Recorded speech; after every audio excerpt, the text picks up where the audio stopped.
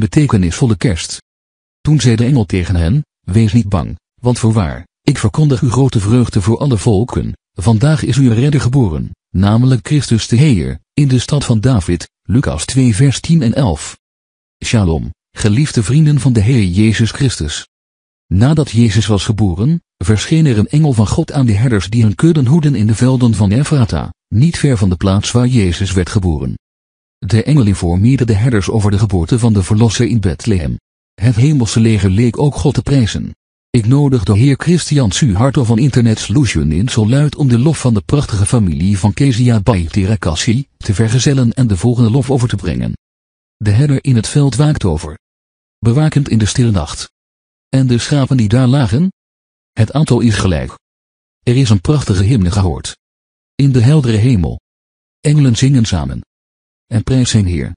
Nadat de engelen naar de hemel waren teruggekeerd, gingen de herders naar Bethlehem en ontmoetten het kindje Jezus samen met zijn ouders in de kribbe.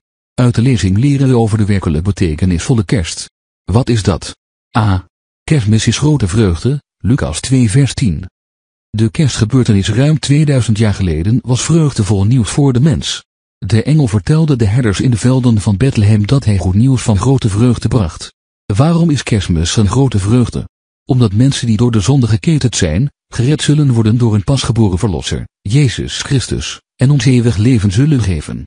Wie we ook zijn, we zijn vreugde waard. God is bereid naar de wereld te komen om ons te redden van de straf op de zonde, namelijk de dood in de verschrikkelijke hel. B. Kerstmis is voor iedereen, Lucas 2 vers 10. Kerstmis is voor iedereen, van alle naties. Dit blijkt uit de aankondiging van de engel aan de herders in het veld van Ephrata. De engel zei dat het nieuws dat hij bracht voor alle naties bedoeld was.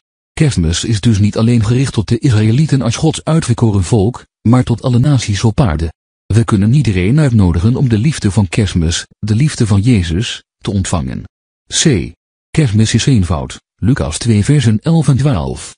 De geboorte van de heilige Jezus vond niet plaats in de hoofdstad van Israël, Jeruzalem, of in de hoofdstad van het Romeinse Rijk, Rome, maar in het kleine stadje Bethlehem, nog in een luxueus paleis, waarin een dierenhok en gelegd in een krib of voederbak voor vee. Zijn geboorte werd ook niet aangekondigd aan koningen, edelen en rijke mensen, maar aan eenvoudige herders. We moeten Kerstmis eenvoudig vieren, niet met luxe, want de eerste kerstgebeurtenis was heel eenvoudig. Laten we de nederigheid en eenvoud van Jezus Christus, de zoon van Kerstmis, nabootsen. Amen. De inspiratie van vandaag, een nederig en eenvoudig leven leiden zoals Jezus is en strijd.